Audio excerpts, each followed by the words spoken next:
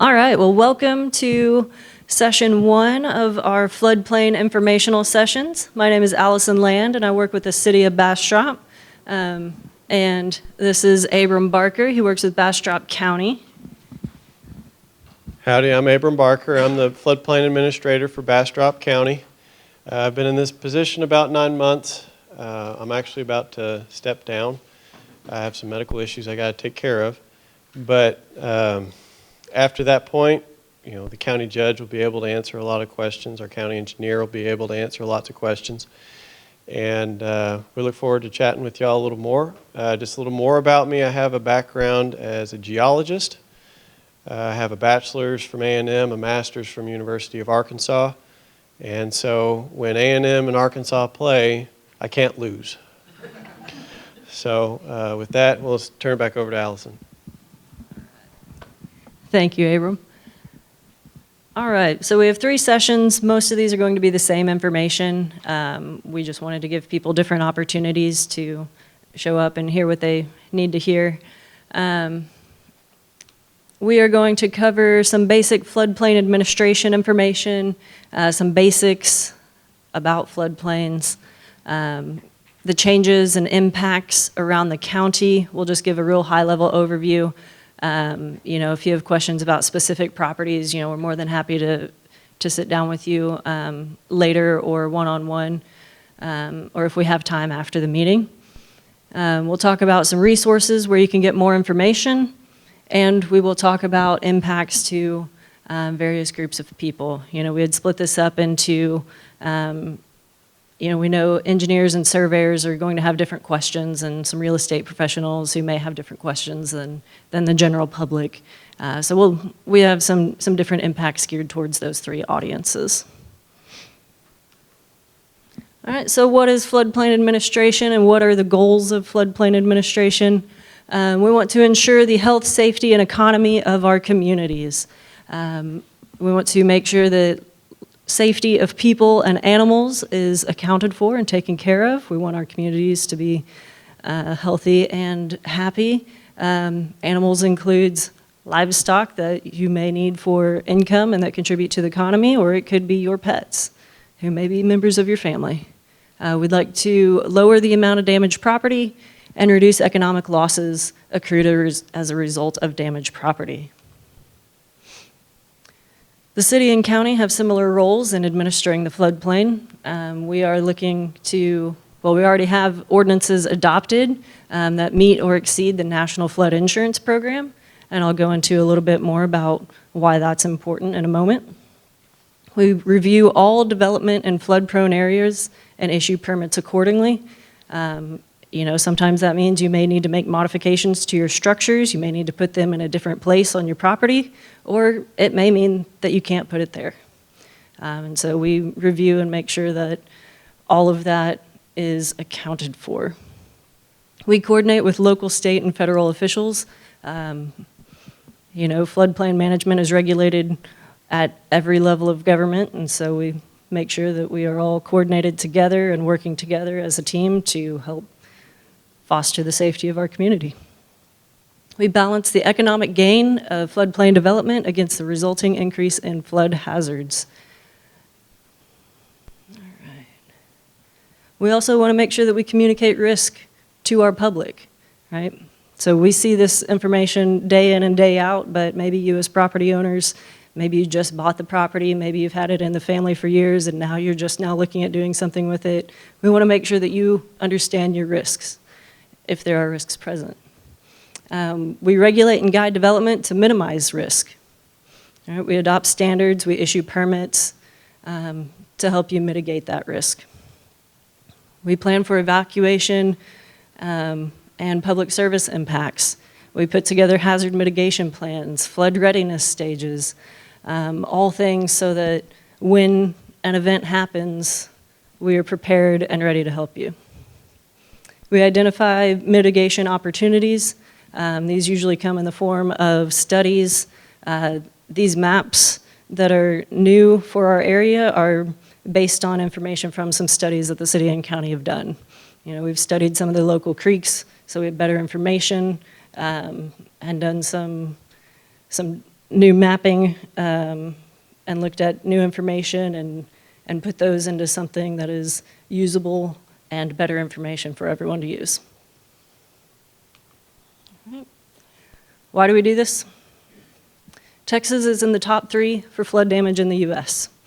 It alternates usually between Texas, Florida, and Louisiana, depends on who gets the most hurricanes that year. Bastrop is particularly subject to riverine and shallow flooding. There are definitely drainage challenges, whether that's on a local scale or a large scale. And we've had several federally declared disasters in the last 10 years, half of which are floods and hurricanes, water-related damages. The National Flood Insurance Program allows people to get flood insurance on their property. Okay, so that means if your property is damaged by floods, you can have insurance to help you mitigate the costs of that. If we do not have standards adopted and they don't meet the minimum standards, you will not qualify for flood insurance. And of course, we update maps and areas of impact so that everyone can visualize what their risk is. So the National Flood Insurance Program, this is a mandatory participation to receive federal disaster assistance. If our communities, so City of Bastrop, Bastrop County, do not participate in this, you will not be eligible for flood insurance. Participation requires adopting minimal regulatory standards, which both the city and county have done. And we have also been working on practicing the best practices. That means adopting higher than minimum standards, participating in the CRS program, which Abram can talk more about. Currently, the city of Bastrop does not participate in that program, but we are looking at it. And it offers some insurance discounts depending on the level of regulation. But Bastrop County does participate in that program. And then the Texas Water Code, as I mentioned, floodplains are regulated at all levels of government. The Texas Water Code actually regulates that you cannot adversely impact your neighbor. So whatever you do on your property cannot cause flooding on your neighbor's property. Yes, ma'am. Community Rating System is what CRS stands for. All right. Abram's going to talk a little bit more about flood insurance. When the slides turn blue, those are the ones I did. So you'll know we'll be switching out. Community Rating System, to answer a little bit more about your question, is a program within the National Flood Insurance Program to incentivize communities to go above and beyond to be able to offer higher floodplain management practices to the county, and in return offer discounts to the policyholders for flood insurance. So the more a community participates in this program, the more the policyholders receive a discount. So in Bastrop County, we receive a 10% discount because we participate at a level 8 or a class 8. You got the clicker? She stole the clicker. All right. Okay, so before I jump into this, how many engineers and surveyors do we have in the room? Show of hands, if that's all right. 1. Okay. Property owners? Okay. And realtors? A couple in the back. Okay. And a few other folks. Okay. I recognize some of y'all. Okay, so one of the things about the National Flood Insurance Program that is kind of a nuance of the federal government and how they offer assistance is that all of the presidential disaster funds, where the president comes out and declares that here is this natural disaster like Hurricane Ida, they administer all of those funds through the National Flood Insurance Program. That includes any disaster. So that includes wildfires, that includes hurricanes, that includes tornadoes. And so if a community does not participate in this program, they're not eligible for those funds. So most communities in the United States participate, even if they're in a desert, because they might have wildfire risk, but they want to qualify for those funds. Okay?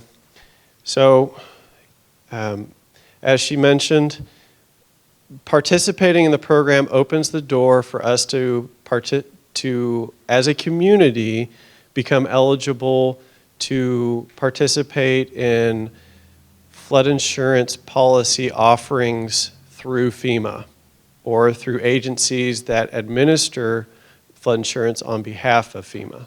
Yes, ma'am. What happens when FEMA and the National Flood Insurance people tell you they will not renew your policy next year?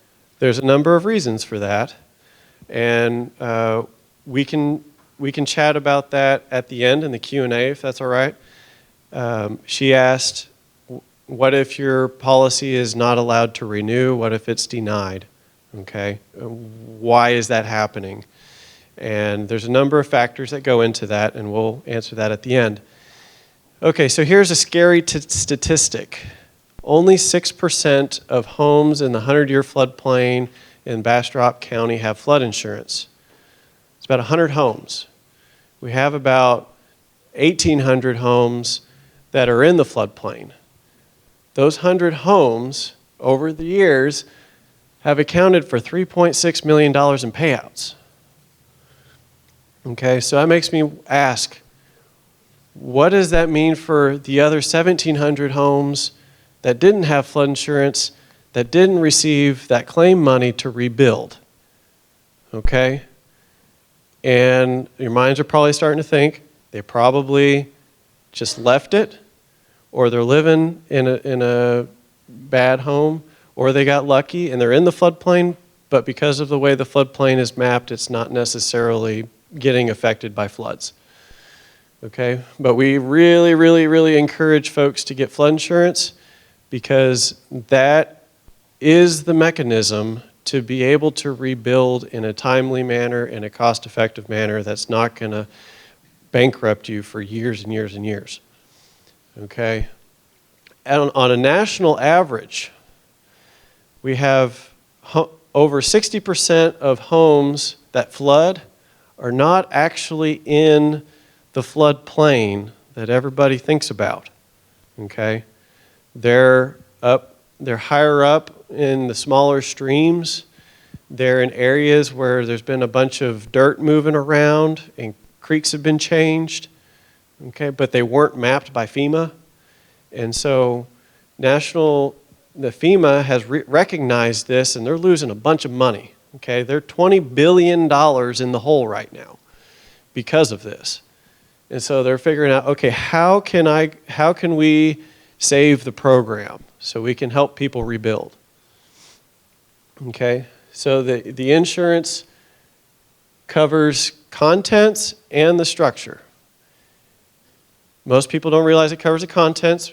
You pay a little more for that coverage, but you have that ability to recuperate. Homeowners insurance does not cover flood. It'll cover your water heater going out and spilling out, but it's not going to cover Hurricane Harvey for you. Okay. Here we go. You want me to just keep going, or? Okay, so the flood insurance study is, well, let me go grab it here real quick. It's in my backpack. It's in the back there, I do believe. It's a report. In this report, if you mind holding it high for everybody to see, this is the preliminary one, this is the new one. This is the report that says we're in the program. This is the work that's been done.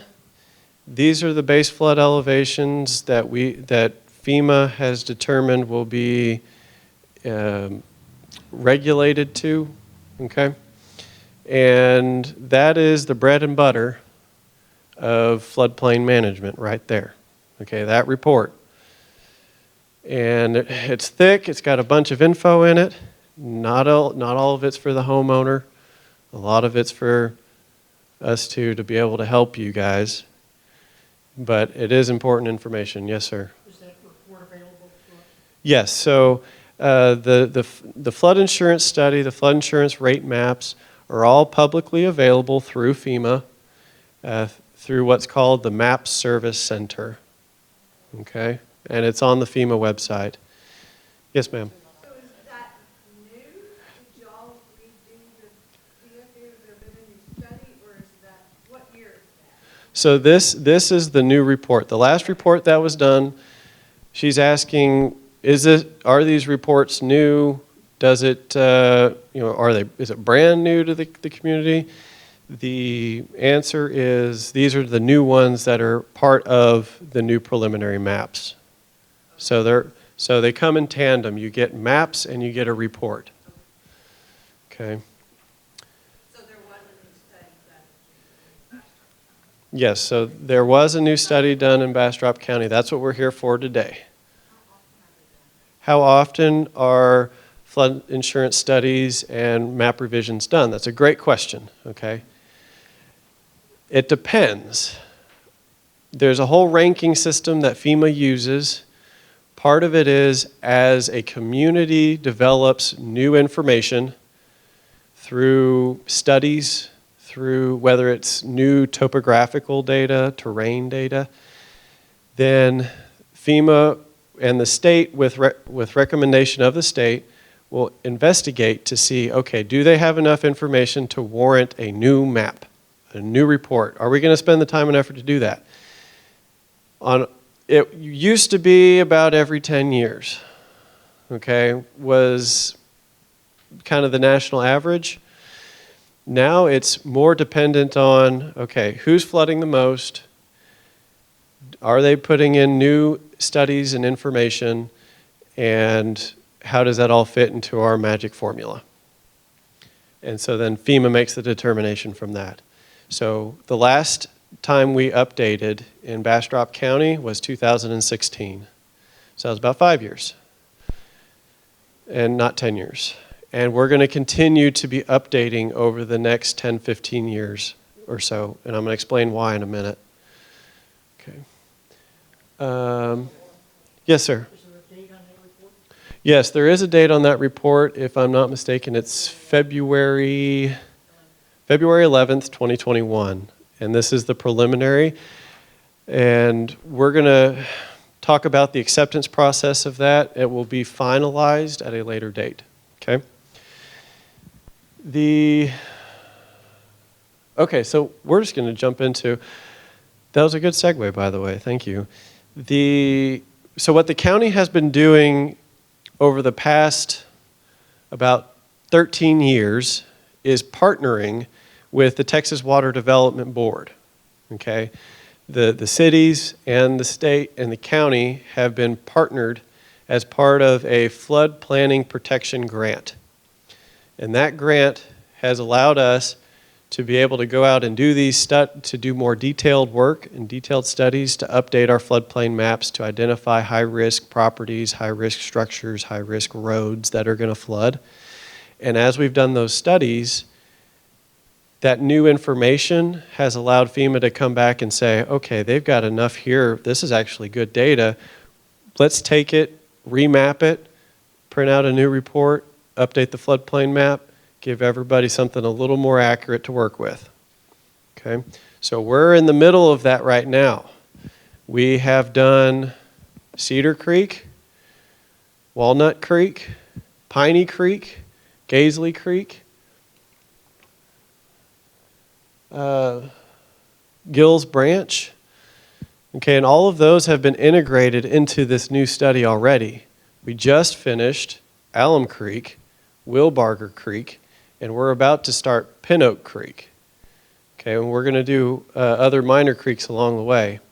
So what you're going to see is these floodplain maps are changing over the next 10 or 15 years because of this new data. So each map panel that's affected by that new study is going to get updated. Okay. So another reason that we look at this is because there are areas that we struggle to manage because they flood. Okay, they actually flood and people get damaged. they might get flooded repeatedly, okay? And so these studies help us to mitigate some of that to a higher level of accuracy, to a greater degree of safety for folks.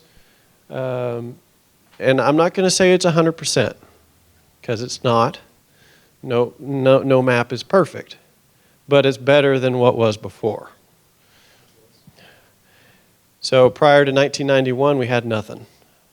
Then we got something in 1991, and then we've progressively gotten better and better maps over time. So some of the old maps you're going to see use topography, USGS maps from the 1990s, 1980s, and that's why you might say, well, this is on top of a hill, and my house is there, but the creek's way down there. And that's because the data they used to map wasn't as accurate as it is today. Okay. So when you look at these maps, there's going to be kind of three big colors you're going to want to notice. There's the orange, the blue, and the red striping. Okay? And the orange is what we call the 500-year floodplain, or the 0.2% annual chance flood. That's what they're going towards now, is percentages. And then you have the blue, which is the 100-year floodplain, which everybody's familiar with. That's what we regulate to. That's what lenders are going to say, okay, you've got to get flood insurance if you're in the 100-year. And then there's the regulatory floodway, which is not a official floodplain classification as much as it is a regulatory restrictive classification. Okay? Because within every 100-year floodplain, there is, at some point in a flood, there's an area that's deep, where the water is deep, and it flows fast, and it destroys everything in its path. And that's what the regulatory floodway is all about. This is saying, on this map, we think where that water is going to be deep, where it's going to be fast, is going to be right through here. Okay, and you're going to see that on these maps back there. Okay. We've already talked about that. So the 100-year, as you see up there, is the same thing as a 1% annual chance flood. Okay, the mathematicians got a hold of this and they said, we need percentages, not years, because people get confused when you say, why is it raining a 100-year storm 3 times in 10 years? Okay, because that's not exactly statistically what they're trying to convey. But what they're trying to convey is there is a statistical 1% chance that it could flood in this area. And those are continually refined over time as well. So the orange zone is the X-shaded zone, which we do not regulate to. It's what was called the 500-year. And it's really good to know about it, to be aware of it, because we could regulate to it in the future. But we don't at this time. And it's also just something to think about. Okay, if I get a 100-year storm and my house is in that area, I might get water in my house.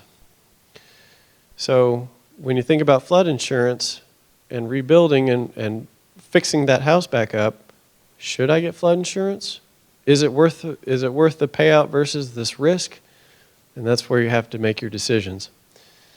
Okay, then everywhere else that's not blue or orange is X unshaded. It's not considered within a mapped floodplain, and that's just regular property, and there's no additional restrictions or anything like that. Okay. Would you like to explain your map of Bastrop? All right, so this map was really just an example of, of what you are looking at on the maps in the back here, and what a flood insurance rate map looks like. You know, as Abram talked about, the red striped area, I forgot I have a laser pointer here. The red striped area, that is the floodway. That is where we expect water to be moving deep and fast. That's where we do not want structures so that they don't, one, get damaged, and two, don't damage things downstream. Okay? The blue areas, that is your 100-year or 1% annual chance areas. You have your orange areas, that's your 500-year or 0.2% annual chance. And then you'll be able to see, okay, where are the streets in relation to these zones? Sometimes they number the street and put the names on the side just so you keep readability. And then there's some other information that your floodplain administrator might be able to help you out to understand if needed. But that is the basic of reading one of these maps. All right. Some of this Abram already covered. You know, when you are looking at your regulations for permitting or development, you will come across these terms, or your permit office may be using these terms. So your base flood is a flood of having 1% chance of being equaled or exceeded in any given year. That is essentially, what do you expect to flood? All right, your BFE, when you see references to that, that is your base flood elevation. That is, at what elevation will that water be? Okay, so we're looking at what elevation is the ground, what elevation do we expect water to be at, and what elevation is the foundation of your structure. All right, and the regulatory floodway, Abrams, we've covered that. But that's where we expect water to be moving downstream. All right, so here's a picture illustrating that. You have your stream channel that you may see every day. You may have a creek in your backyard. You know where it's at. You look out, it may be a dry creek bed, dry river bed, or it may have water in it year round. But usually that's in kind of a lower area that's identifiable. Your base flood elevation is going to be higher than that, right? We get a lot of rain, that water goes up. The floodway is where you expect that water to move. And then the 1% annual chance floodplain, 100-year floodplain, is where that base elevation comes up. All right. You may also come across the terms LOMR and LOMA. LOMRs are letters of map revisions. These deal with revisions to the actual delineations. Where is that blue line? Where is that orange line? Okay. Unless you're doing major development, you're probably not going to use those. LOMAs are letters of map amendment. These you may have a need for. You may want to do one of these with your insurance company. And these establish a property location in relation to the special flood hazard area. So you do have a high spot, and you can get a LOMA that shows you're on a high spot. Yes, sir. Are these used to inform you all of exceptions to the rule that you put out? Yes, so these are changes to the maps. Well, actually, a LOMA doesn't change the map, but they are used in conjunction with the maps to regulate appropriately. Or they could be used for your insurance. I guess my question is, what is the follow-up? So this would be a claim, and then you would have to come out and investigate the claim? This would be, well, LOMR is typically used when you are creating a subdivision. And say you have a subdivision along the Colorado River and you want more buildable area to put homes. So you may want to come in and fill part of the floodplain and change where the floodplain is so that the homes you're selling are not in the floodplain. If you are doing major earthwork to move water around, the letter of map revision is where you provide that documentation, show the engineering reports, and show how that's going to work without changing other areas of the river as well. The letter of map amendment is usually what's of more importance to individual property owners because that may, if you know you're on a high spot but you're in that 100-year floodplain, you may be able to reduce your risk with a LOMA because that'll show, okay, where are the elevations? And you're not going to, it's on such a small scale, It's not going to change the overall map. It's not going to change the whole panel, but it will acknowledge where you in particular are. So.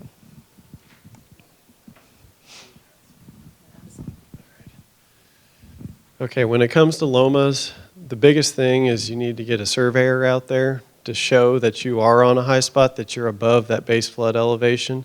Because what a LOMA does, what a letter of map amendment does, is it tells the insurance company, this guy actually isn't in the floodplain. We don't have to make him carry flood insurance. Okay?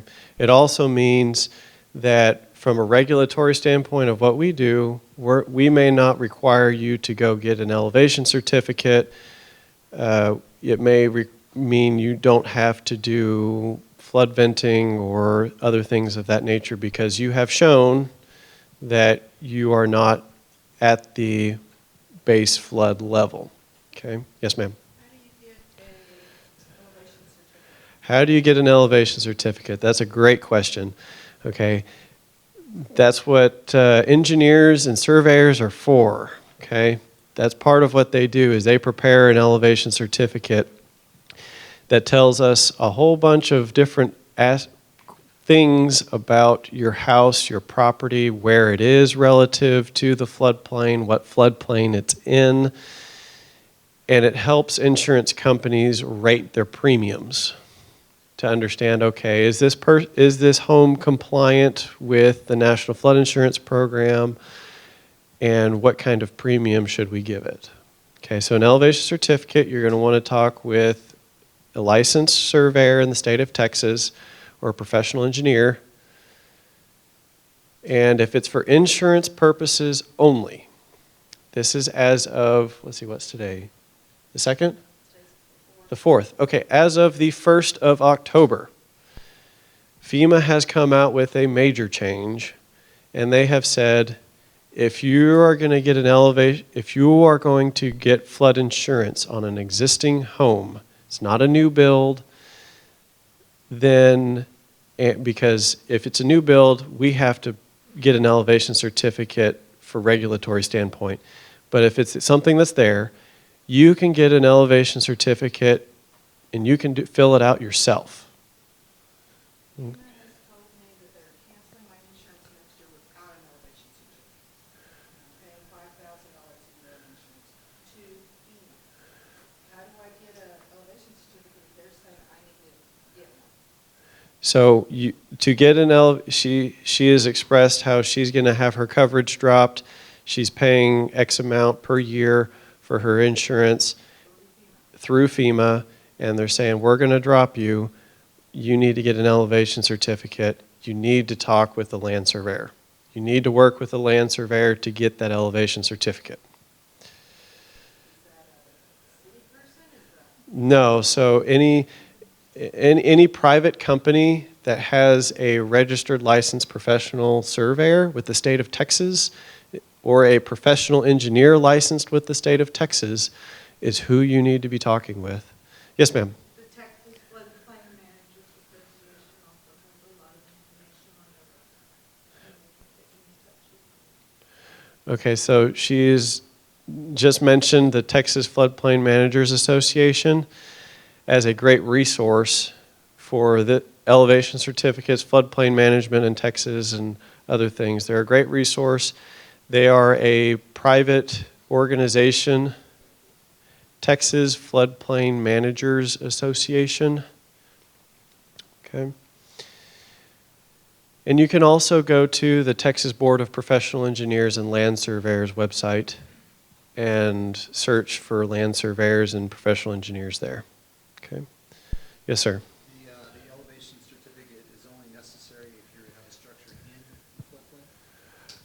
Correct. Okay, so an elevation certificate is required if you have a structure within a regulated floodplain. So in our case, if it's within a 100-year or a Zone A, Zone AE floodplain, then you need to have an elevation certificate for it. Okay? Because that's going to show us, is that structure compliant with our rules? And what you were saying is that October 1st, FEMA went to where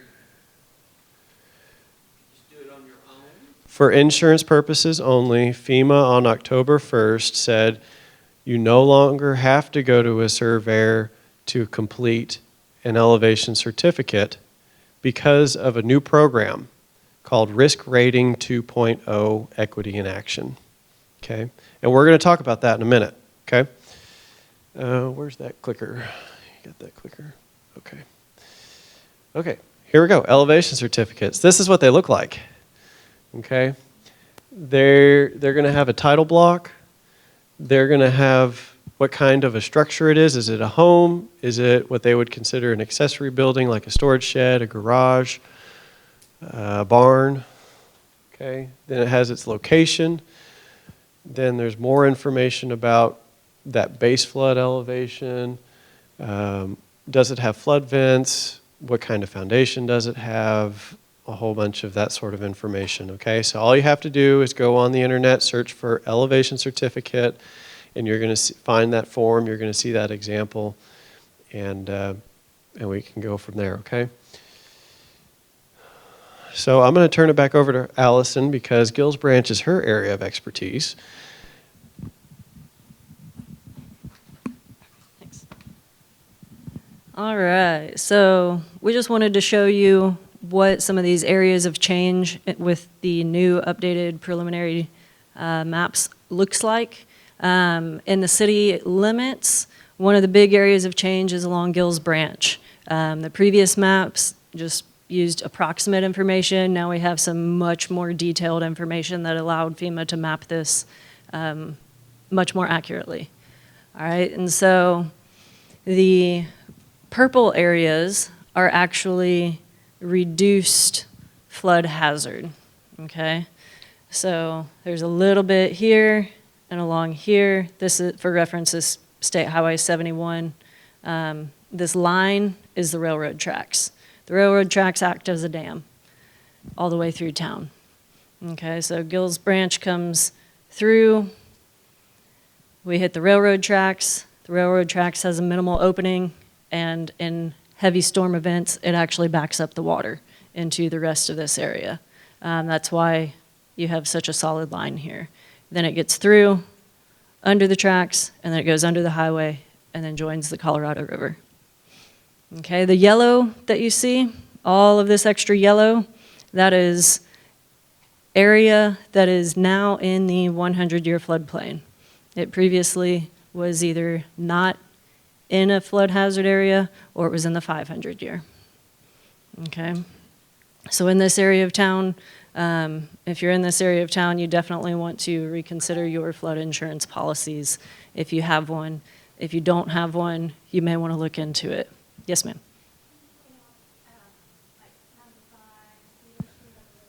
Yeah, absolutely, absolutely. Okay, so along the bottom we have State Highway 71. Along the edge here is State Highway 95. This in the middle is Chestnut Street. This is Farm Street.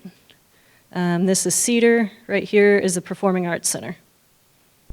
So is all of that down to Chamber Street and every other between 95, Cedar, Yes. the Performing Arts Center?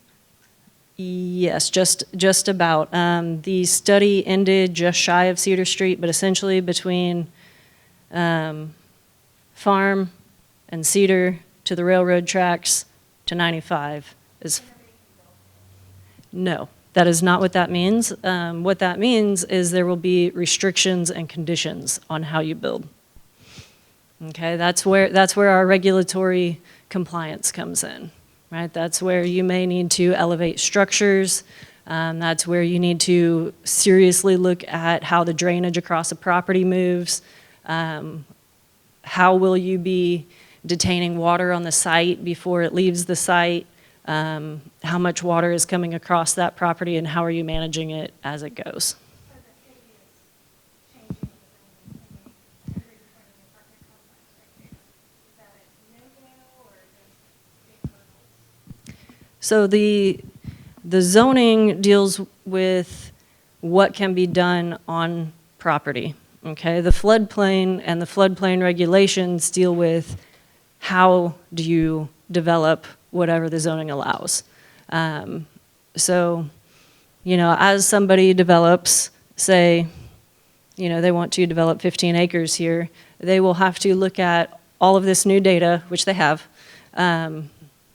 and they're looking at all of that information to figure out, okay, how much water is coming across this property?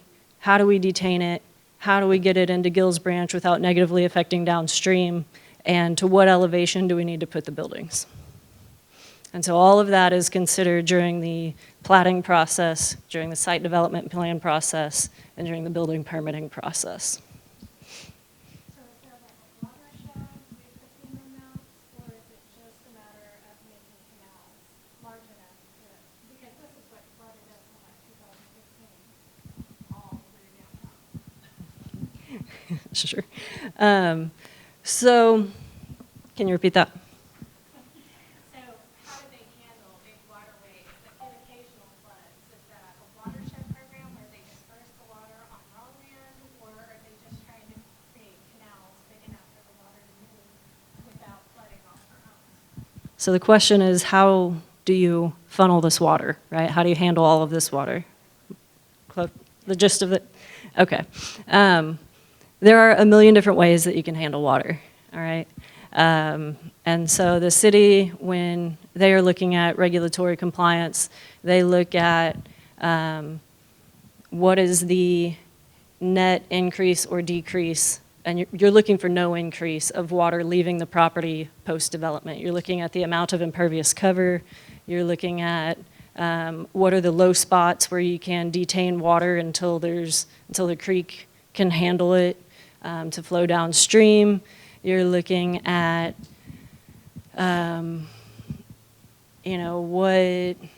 what type of green space is in between that impervious cover and the creek. You're looking at where are there berms on the property, where are there low spots, where is that water going to go, and at what point does it move?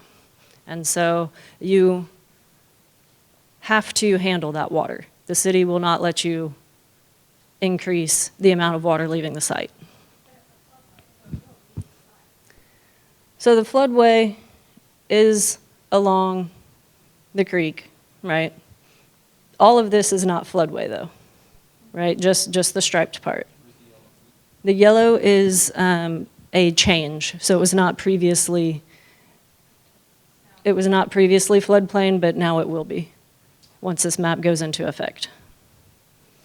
And so, as you can see there's a lot of land area that is now in floodplain that previously was not. All right. And we can talk more about that, ma'am, after the meeting if you'd like. All right. Another area of change in the city limits is Piney Creek. This is on the north side of town. This is a northern city limit boundary. And, like Gills Branch, it was not the information there wasn't incredibly accurate. It was approximate information, and now we have studied information. And so as you can see that the yellow has increased both the 100-year, which is a solid yellow, and the 500-year, which is the yellow with the black squares in it. So more people in the floodplain there as well. All right, this one is out in the county. And this is just one of the examples of one of the creeks that the county has studied. All right, does anybody out here live in Cedar Creek area? Property out there? Okay, fantastic. So what you're going to notice, there's a lot of yellow. We're getting a lot of new floodplain. But there is some purple, which means some of it's going away too. And what you're also going to notice here is that the regulatory floodway is expanding a little bit.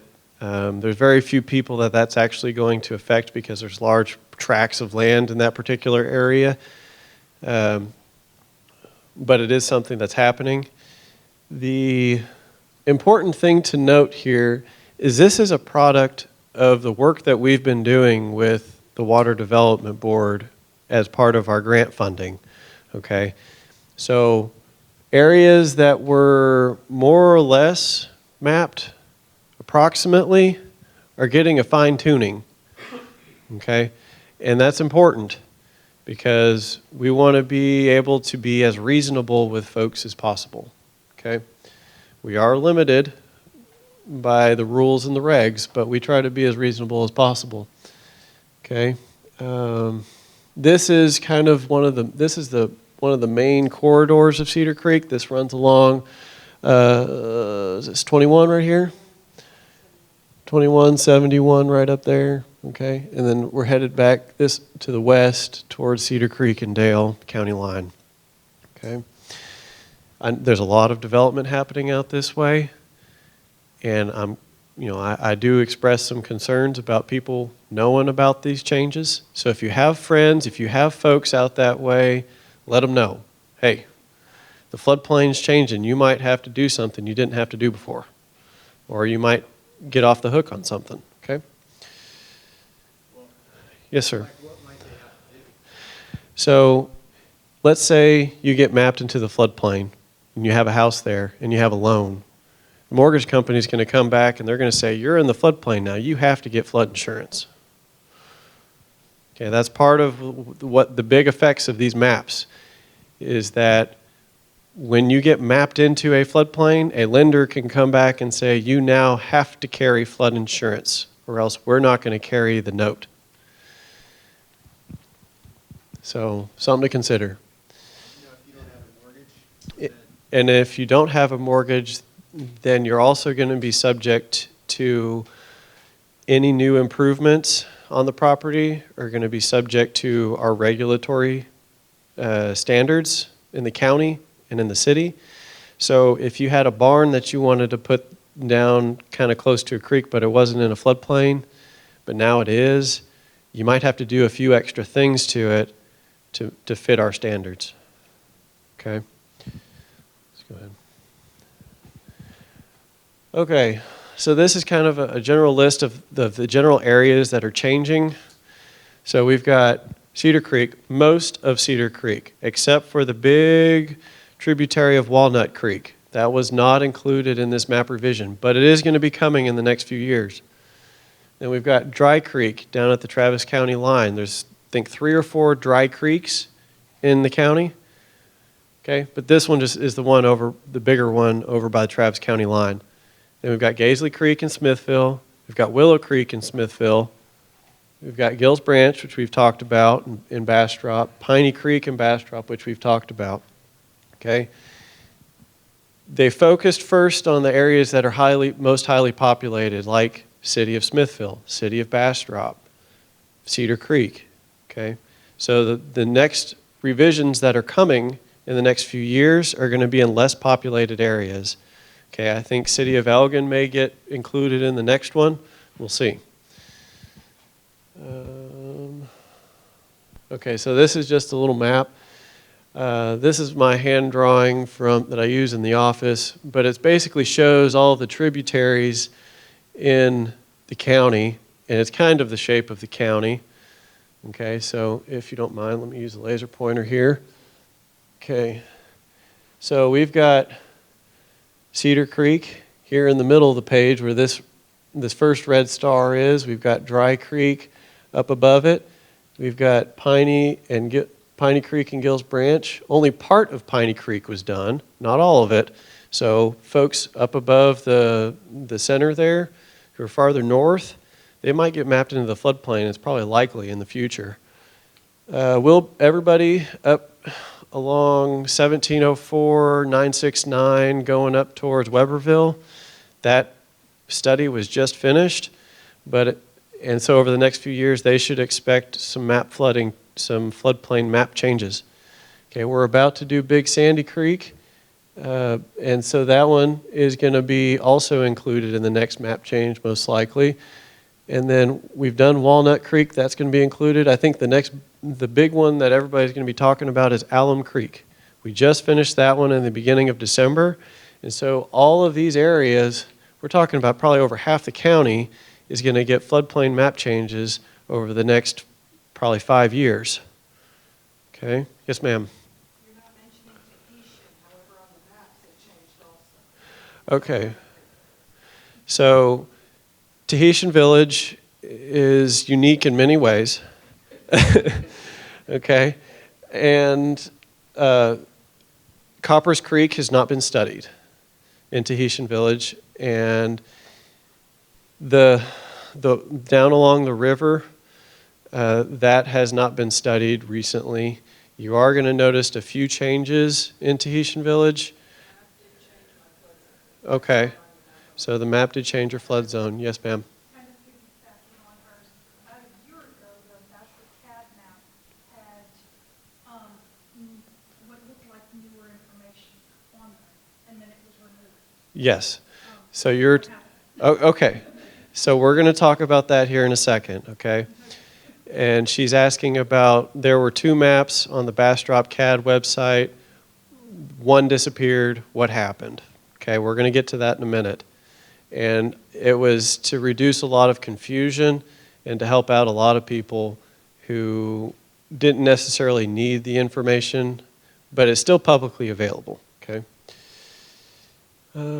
Okay, last area is down here in Smithville at Willow Creek and Gaisley Creek, which are in town. Tahitian was mystery, you didn't finish my question. Okay. So Allison's going to answer your question. My road is county, but my property is classified as Tahitian. Right. She's right on the border. Okay. All right, so the question is what happened in Tahitian Village. We're recording this, so that's why we're repeating these questions.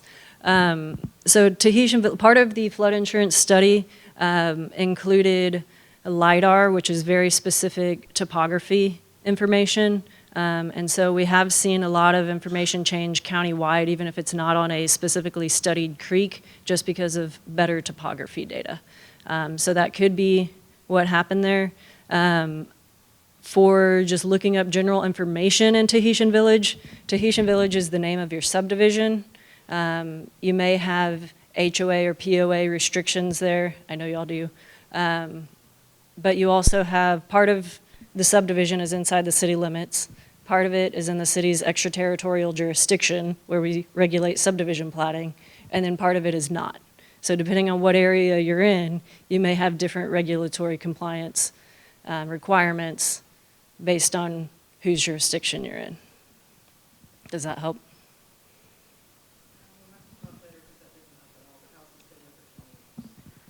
Okay, we'll chat after. Okay. Okay, and so one of the things you're going to notice is the maps change, and we're not always the ones that know exactly why something changed the way it did, because FEMA's the one that mapped it. Okay, so here's a page with resources from FEMA about floodplain maps, hazard layers, the flood insurance program, all of the good stuff, okay? Okay, so this is Bastrop County Development Services. This is our floodplain management page. You'll see my name and contact information there. You'll also notice that we keep posting updates to this project with the floodplain map changes. You'll also notice farther down the page watershed studies, and those are the watershed studies that eventually lead to these map changes. Okay.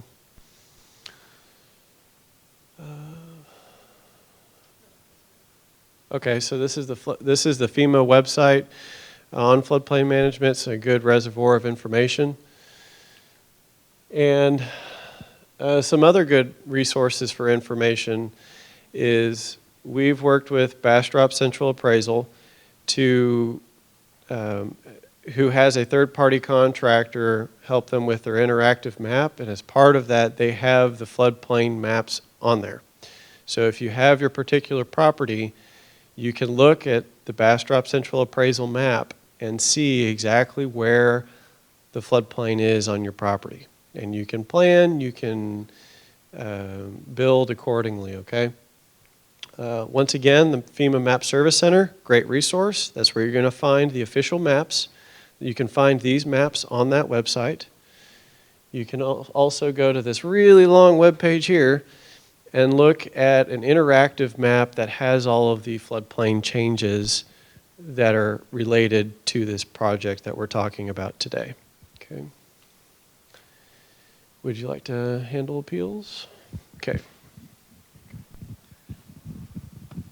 All right, so as part of the preliminary flood insurance study and preliminary firm adoption process, we do have an appeal period. It opened last Thursday, September 30th, 2021. It is a 90-day appeal period. If, as you are looking at the maps, and if you dive into that flood insurance study and you believe it is incorrect, there is an appeal process for you. It is a formal written objection to the new or modified base flood elevations. Okay, so that information needs to be supported by analysis with technical scientific evidence. One moment. And that needs to be prepared by a surveyor or engineer. This is not a, hey, I think y'all are wrong. This is a, I have documentation that proves you are wrong, that proves FEMA's information was incorrect or incomplete. Okay, so you can work with an engineer or surveyor to put that together, and then you can submit a letter requesting an appeal with all of your supporting information.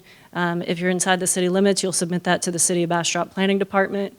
If you are outside the city limits, you will submit that to the Floodplain Administrator or the County Judge. Yes, sir. Is there a specific format for this formal written appeal? There is required information. Is there a specific form? We do have linked, I think it's on both of our websites, the required information that has to go into an appeal. There's not a very specific form, though. Yeah. So this is the official notification that we received from FEMA. So you're going to know it just as much as we do about the process after I read this. Okay. During the 90-day appeal period following the second publication, which happened on September 30th, of the notification in the above-named newspaper, any owner or leasee of real property in the community who believes his or her property rights will be adversely affected by the proposed flood hazard determinations may appeal to you, that's the city and the county, or to an agency that you publicly designate. We're handling it. So it's important to note, however, that the sole basis of such appeals is the possession of knowledge or information indicating that the proposed flood hazard determinations are scientifically or technically incorrect, just as Allison mentioned. The appeal data must be submitted to FEMA during the 90-day appeal period. Only appeals of the proposed flood hazard determinations supported by scientific or technical data can be considered before FEMA makes its final hazard determination at the end of the 90-day appeal period. Okay, here's the catch. We have to sign off on it too. So we have to say, okay, you're going to submit to us, and then we're going to say, okay, they have something to stand on. We're going to pass it on to FEMA. Okay, if we don't think you have enough, we're not going to pass it on. Or we'll pass it on, but then FEMA is just going to turn it right back. Okay, so you really got to have something to stand on. A good example is up in East Texas. I think it's Orange, if I'm not mistaken. They've been appealing. They put in an official appeal, and they were looking at the models that were used to develop these maps. And they said, we don't like some of the assumptions you made, some of the equations and things that you used to model. And so that's what, and their appeal was accepted, and FEMA's working through it. As an individual property owner, you'd really have to come up with some good topographic data. You'd have to run an H&H study, a hydraulics and hydrology study. You're talking about a significant amount of money. Yes, ma'am. Just out of curiosity, for the study that was done, did they incorporate Atlas 14 data in it? So this study was done with Atlas 14, if I'm not mistaken. I think it was. For those who are not familiar with Atlas 14, she asked if this particular project included it. Atlas 14 is a new data set put out by the federal government that is rainfall data. Okay, so how much rain falls in a 100-year storm. And that has been updated from the classical USGS data. It's significantly different, guys.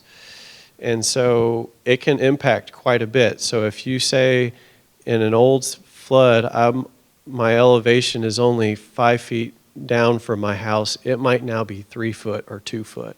It makes a big difference. We've seen some changes in the Austin area that 500, former 500-year storm areas, flood areas are now 100 years. Okay. Because of the Atlas 14. Okay, thank you. So what she's saying is that in the city of Austin, they're seeing that places that were 500 year, that X-shaded, that orange, that they're now 100 year. So they're in that blue, that zone A, that zone AE, just because of the changes in the rainfall. And so it makes a difference. And I know that all projects going forward use Atlas 14. And so you'll definitely anticipate seeing those changes. Okay. Yes, ma'am. I guess one more question.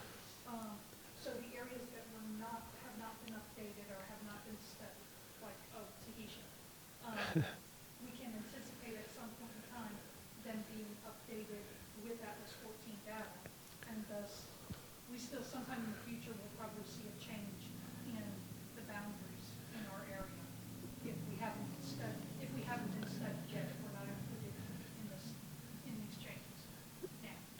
So her question is, are future maps, is all future mapping going to be used with Atlas 14, and are those the remapped areas going to be changed just by Atlas 14? I can't give you a straight answer on that because that's entirely FEMA. But what I can tell you is they are using it, and that the areas that we are studying, such as Wilbarger Creek, Piney Creek, they are utilizing that Atlas 14, and so you are getting that updated into the project. Have they studied the river, the Colorado River itself? So she's asking about the Colorado River, and recently, that's a good caveat because the last time the Colorado River was studied was in the early 2000s, and a lot of new data has come out since then.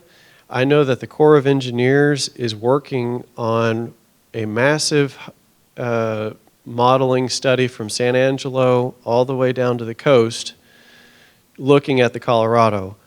Now, I don't know what's going to come out of that. I don't know when something's going to come out of that. But I know that they are revisiting it. I know that FEMA is not actively looking at it. But the Corps of Engineers is. Yes, sir. They are. So he's asking about the math models. Are they available through FEMA? They are. We did not provide that website here. And I think you can search for FEMA MIP, which is their maps and information products, and it might be there. But because they're actively working on it right now, they might not have published it for this particular project. Once it goes effective, and we'll talk about that in a second, then it would be available. So, but I think you should be able to, for engineering purposes, if you want to utilize the model, I think you should have access to it. Okay. Okay. We've already hit the first part, that FEMA's going to take a look at it. And then they're going to send us a letter whether or not, so FEMA, once they receive it and they then appeal and they look at it and they say yes or no, we're going to keep looking at it or we're going to resolve it, then they're going to send us a letter back, which we can provide to the person who appealed. So once all the appeals have been finalized, we enter a new period in the acceptance process. It's going to be what they call the letter of final determination. So we're going to get another letter just like this from FEMA that says we have a good map, we're going to publish it, it's going effective in 6 months. Adopt it or you're out of the program. And so what you're going to see is that we as a county, the city of Bastrop, they're going to revisit their flood damage prevention orders, and we're going to readopt them into to accept the new maps. Once that happens, the effective date of the firm is going to be the date when it goes into effect, and that's when flood insurance companies, that's when your lenders are going to say, okay, you have to get it. You have to get the flood insurance now. If you opt to get flood insurance before that point, as a voluntarily, you have benefits. You may receive a reduced premium. You may be able to take advantage of some other discounts available through the program that you wouldn't otherwise, okay, because you're showing initiative. And we're looking at a mid to late 2022 when the new maps are going to go effective. So you're looking at 9 months to a year before these maps are actually going to become regulatory. So you have time to prepare. Okay.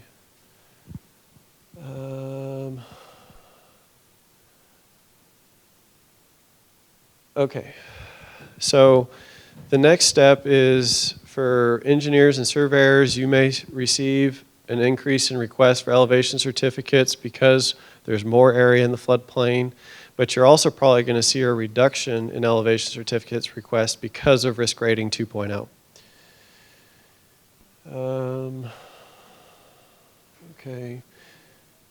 Yeah, let's just go on to the next one. Okay, so when it comes to elevation certificates, I've spoke with and met with the Texas Water Development Board earlier this year. We had a great discussion about what constitutes best available data when, okay?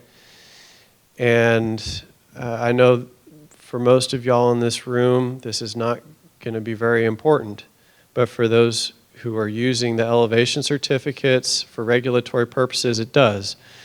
Because this FIS right here is number one. That's numero uno, okay?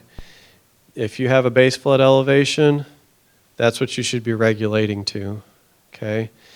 If you don't have a flood insurance study elevation in your area, then you should be using the new maps, the new report, okay?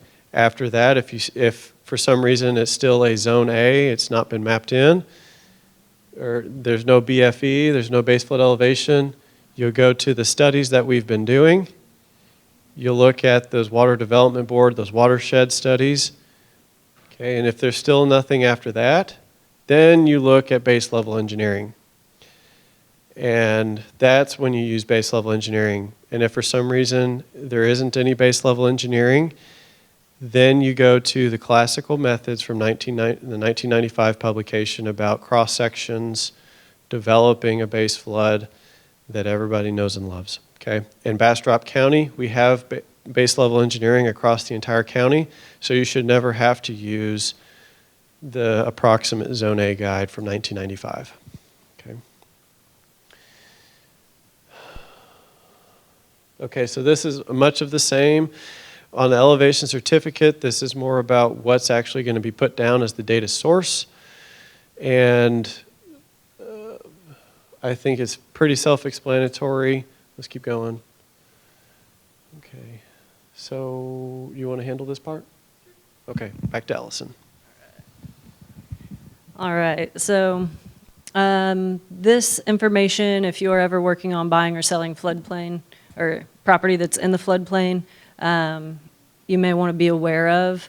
As we've been talking about, you know, there's a lot more property in a floodplain now. And so if you are looking to buy property, you definitely want to check it. That way you know, will you be subject to additional regulation and extra risk? You know, we do have some property that has gone into a less risky floodplain category. So that's also something to note. Very little, but some. The substantial improvement and damage, that is also on this slide. If you are in a flood hazard zone, so say you're in that 1% annual chance zone, and you want to do a significant remodel of your home, that is called a significant improvement. Depending on the valuation of your house and the remodel, that may trigger floodplain compliance. So that's something to be aware of if that's something you're thinking about. Substantial damage, say we have a large flood event and your property gets damaged. Depending on the level of damage, you will also be, any repairs will need to be in compliance with the floodplain regulations. You may need a floodplain development permit and an elevation certificate. If you are in the city of Bastrop, you may turn in a permit for a shed and get a response that says, hey, we're not processing this until you do a floodplain permit. Okay, and that is so that we can tell you, hey, you are in a floodplain. You may not know that, but you are. And here are the things that we're looking for and some additional information that we need. Once we process that and you provide that information, we'll look at it, make sure that you're following all the regulatory compliance, and then you can move forward with the rest of your permitting. All right. Okay, we'll try to get y'all wrapped up here. We know it's been over an hour, and y'all have places to be, people to see. So, Risk Rating 2.0, brand new program. This is the biggest change in flood insurance since its conception in 1968.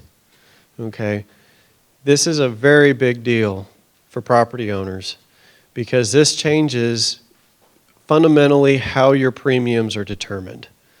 Okay, and I'm going to use an example of auto insurance. Okay, it used to be for an auto insurance, you'd have a car, they'd give you a rate. Okay, but nowadays, they want to know what's the color of the car, how old is the car, how much mileage do you put on the car, did you do any upgrades to the car? Okay, flood insurance is doing the same thing right now. So now they're not looking at, are you just in the zone, the floodplain zone, or are you out? Are you high enough or are you not? Now they're looking at how far away are you from a shoreline? How far away are you from the river? How far away, how high up relative to the ground around you are you? Do you have flood vents underneath your house if you have a crawl space? Do you have prior claims? There's about 25 different variables that are going into the premium rate now as of October 1st. Okay, for those who already have flood insurance policies, you have an elective period between October 1st and April 1st of next year to choose how you want to renew. You have the option of staying under the old program with your old premium rate, or you can choose to go to the new premium rate. And you need to talk with your insurance agent about that as soon as possible to find out what's the best option for you. Because for some of you, your premiums are going to go down, okay? And you can take advantage of that immediately. For some of you, your full risk premium rate is going to go up. And they're going to tell you, this is where you're at now, but this is where you're going to be in 5 years. They're not going to hit you right up front. They're not going to say you're going from $1,000 to $10,000 next year. They're going to take it 18% at a time. Yes, ma'am. That's incorrect. They did do that. I was paying $1,200 and I got billed for $5,000. This year. This year. May of this year. This went into effect October 1st of this year. So next year, you're going to see the changes go into effect. So you're not going to see your changes go into effect until May of 2022 on the new program. So the big key takeaway on flood insurance here is they're also not looking at flood zones, okay? Because they also recognize over 60% of flooded homes are outside of the floodplain. So they're saying, okay, how far are you away from that river again? And then they're going to look at, okay, how high are you relative to all your neighbors? Okay, so those changes, while they've gone into effect October 1st, everybody changes over April 1st. Okay, so you need to talk with your insurance agent if you have flood insurance right now. Yes, ma'am. Flood insurance agent, or you're Yes. talking about home insurance? No. So flood insurance, so she's asking, who do I mean by flood insurance agent? Okay, is it my homeowner's insurance agent or is it somebody else? Okay, so if you have a lender, if you have a loan on your house, talk with that lender. They're going to point you to who your insurance agent is. Okay, if you have, now you can go out and get flood insurance on your own without a lender. And there you'll either be going through FEMA direct or you will be going through another agent and you will know who that agent is. I was comparing with some of my neighbors. Mm-hmm. Their property is lower, Mhm. their property is closer to the river. Mhm. Mine is high Mhm. and farther, about 200 feet from the river. Yet, and hers flooded Mhm. several times, I think 3 times already. Mine has never flooded, Mhm. yet my insurance is higher than hers. Okay. So this is where this system comes into a play. Under the old system, they wouldn't differentiate. Okay? Under the new system, I can almost guarantee you that your rate is going to be less than her rate. Significantly less. Okay? Because she's had 3 prior claims. She's in a lower area. And maybe she's on a different type of house. Okay? Same type of house, same builder. Okay? Except, well, hers is a 3-story, mine is a 2-story. Okay. But her bottom is always flooded. Okay, and so then you're going to see your rate, and that's another thing about this is you can't look at your neighbors anymore and say, well, we should have the same rate. It's not going to be that way anymore because of these very, very things about I'm farther away from the river, I'm higher up, they're lower down, and I have a different number of floors, my house is built differently, all those sorts of things are going to go into account. Okay. So another beauty of going to the system is that for those in the county, it used to be only the people in the floodplain received the 10% CRS discount. As of October 1st, everyone who has a policy now is eligible for the 10% discount. Okay, so that's inside and outside. Okay.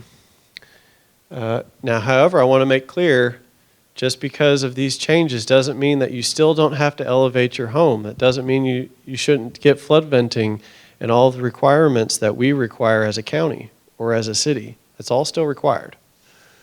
Okay. Let's go next one. Oh, sorry.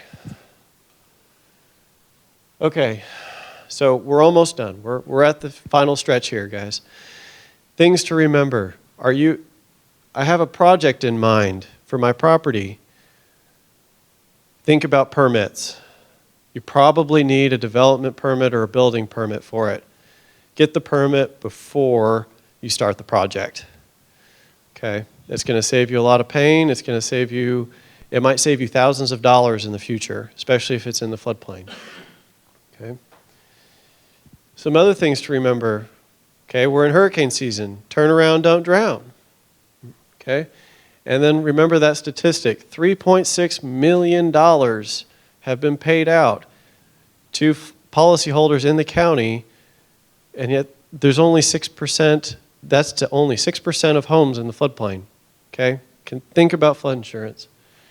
Do you live in a creek, near a creek, in a gully, near a river? Okay? Your property might be subject to flooding, and probably will be at some point if you're not careful, okay?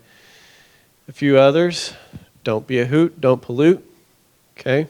We want to make sure that our lands are clean. Keep your culverts clear. Okay? We don't need to be plugging them up, don't need to be putting a whole bunch of fill in them, because then you're going to end up with a whole bunch of water in your house. Okay? And with that, thank you for your time. I know it's been a little long, but thank you. And we'll now open it up for any further questions. Okay, anybody? Yes, ma'am. So, is there anything being done, I'm not sure if you can, what you can do regulatory-wise, but, in Tahitian, there's a lot of, I guess, depressions at the beginning of where the drainage starts. Mm-hmm. Drainage, you've got a depression in the land, the water's collecting, starting to collect there. It's not an actual creek, but it's the beginnings of where a dry creek would start. Okay. What is, and a lot of those will take up a whole lot. Mm-hmm. I mean, literally, or half a lot, or something like that. Is there anything being done, to, I don't want to say restrict building, but to acknowledge that in the drainage side of it? Because there was a neighbor that decided, oh, hey, my yard isn't level. I'm going to level it out and drop a load of dirt in there. And of course, the first rain, they dropped a load of dirt in there. First rain, it got all washed out. Right. Down the way. Right. But Okay. Had they done something more permanent, it could have had some impact. Right. I'll speak to the county side. It's very distinct as far as jurisdictional as to what can and can't be done. So the question is, in Tahitian Village, when you see when you have a low area that may be the start of a creek, it's the start of a gully, is the county or the city doing anything to help property owners be notified of the risk of flooding or erosion or any other issues relating to that topography? The answer is yes, okay? At least on the county side. We have very limited authority to be able to handle those sorts of issues because most of the time, as you said, they're very high up in the watershed. They're probably not within the 100-year floodplain, and so the jurisdictional authority becomes very limited in those areas. So we have developed an agreement with Tahitian Village where they have been requiring drainage exhibits so that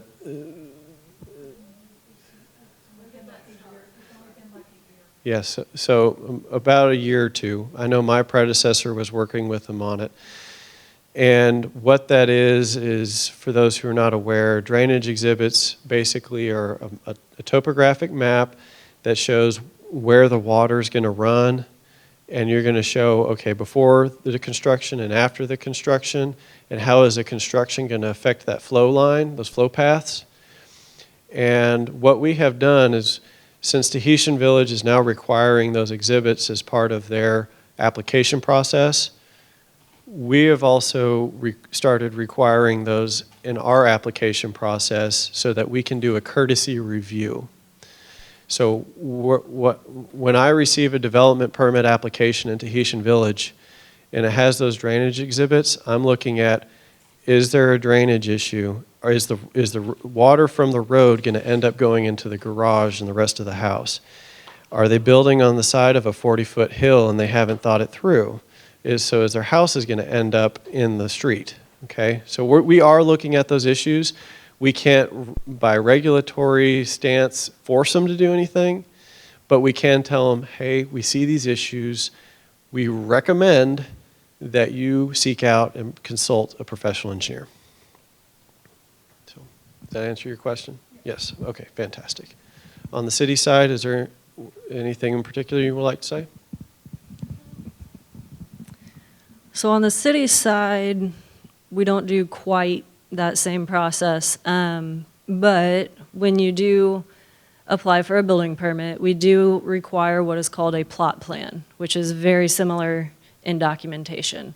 It's showing us where's the foundation going to be, where's the structure going to be, say it's a shed, and where is the water going around that structure and where is it flowing.